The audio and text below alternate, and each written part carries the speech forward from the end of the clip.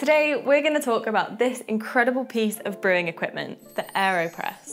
There are a bunch of fantastic recipes out there, but we want to show you one we found which gives a delicious espresso-style coffee with that rich, beautiful crema. And then later on in the video, we'll share our go-to everyday AeroPress recipe, inspired by the World AeroPress Championships.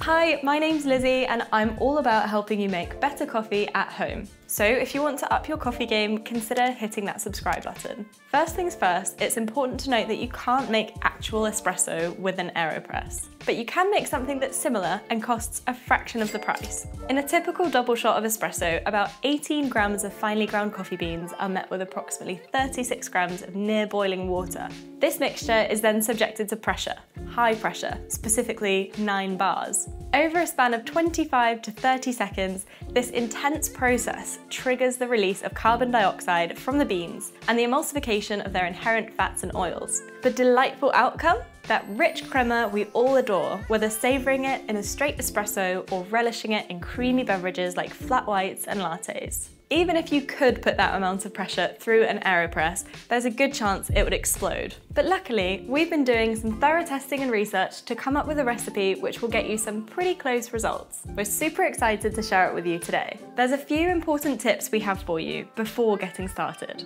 First of all, your coffee selection.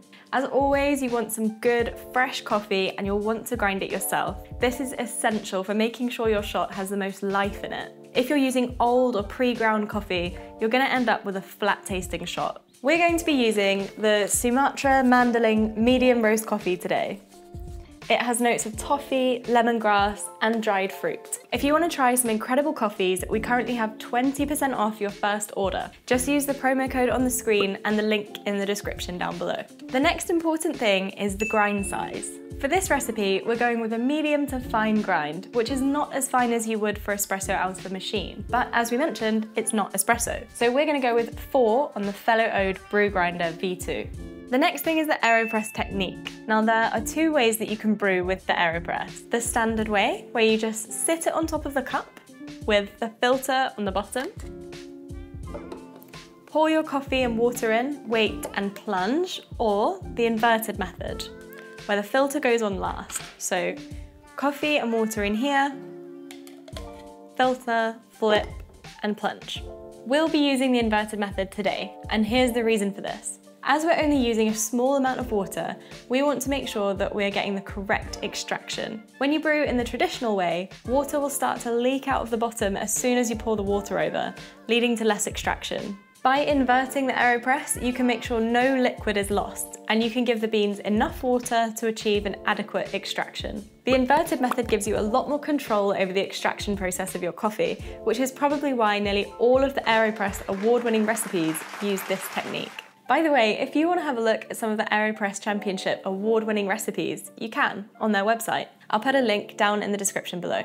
Okay, so time for the recipe. We're going to be using 18 grams of coffee to 60 grams of water. So first thing to do is get the water boiling, and then we'll weigh out 18 grams of our beans. Now we've weighed out the beans, we're going to grind them to a medium fine coarseness, maybe a little bit more towards medium, so we're going to go with 4 on the fellow Ode Brew Grinder.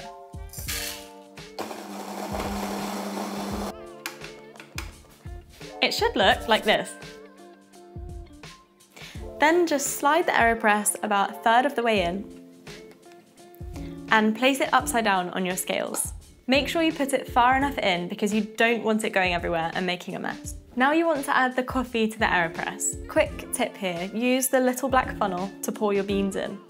It makes less mess. Now you want to add your coffee to the AeroPress using your little funnel. So once you've zeroed the scales, you're going to want to add your 60 grams of water. As soon as your water hits the coffee grounds, set a timer for 2 minutes. Now give the beans a good amount of agitation with the little stirrer that comes with it. You want to make sure to stir in a back and forth motion and not a circular motion. If you stir in a circular motion, you end up with a dome, which can lead to an astringent flavour in the final cup. The stirring is to make sure the beans are fully saturated, so the extraction occurs properly. They'll also start releasing that CO2, which will add to the crema-like finish. Whilst we're waiting for that, we'll add a filter into the chamber. I like to give mine a quick rinse, but this isn't essential. Then we're just gonna screw that on the top of the AeroPress. Okay, so the timer's hit 2 minutes. I'm gonna put my cup on the top and flip. And now we're just gonna give it a good plunge with a good amount of pressure. Look at that result. Look at the crema. It looks good. It's definitely not the same as something you'd get from an espresso machine, but it's got some good crema style foam that looks like a nice strong brew. Time for the taste test. It's nice. It has a good amount of acidity, it's strong, not bad. You could easily add some frothed milk to this to give you something similar to a latte, or you could dilute it with some water for more of an Americano style drink. Give it a go and let me know what you think. I'd love to hear your recipes down in the comments below.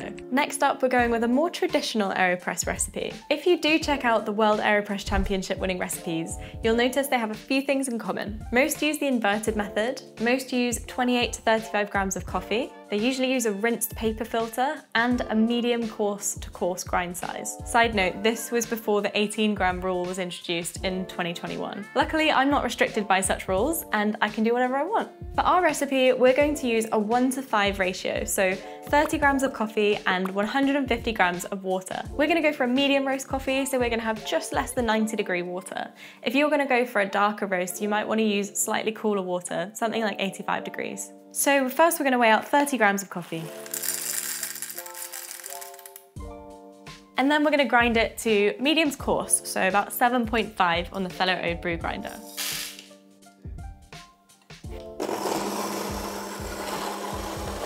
Then we're going to invert our AeroPress and add coffee. Now we've inverted the AeroPress, added the coffee. Now, same again, onto the scales and zero it. Start a timer as soon as you add 150 grams of water.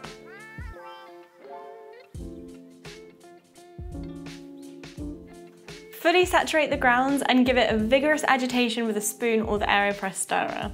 Again, use back and forth motions, not circular, because you don't want that dome on top. By this time, we should be up to the 30-second mark. We'll add our rinse filter to the top of the AeroPress and let it sit until we get to the 1 minute mark. At 1 minute, add your vessel on top and give it a flip.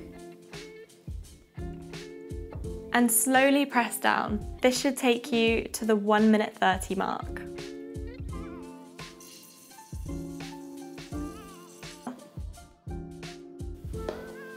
And there we have it, a deliciously extracted cup of coffee. Give it a taste and feel free to dilute it further according to your taste preference. As always, the key to great coffee is to experiment. So give these recipes a go and let us know down in the comments how you got on.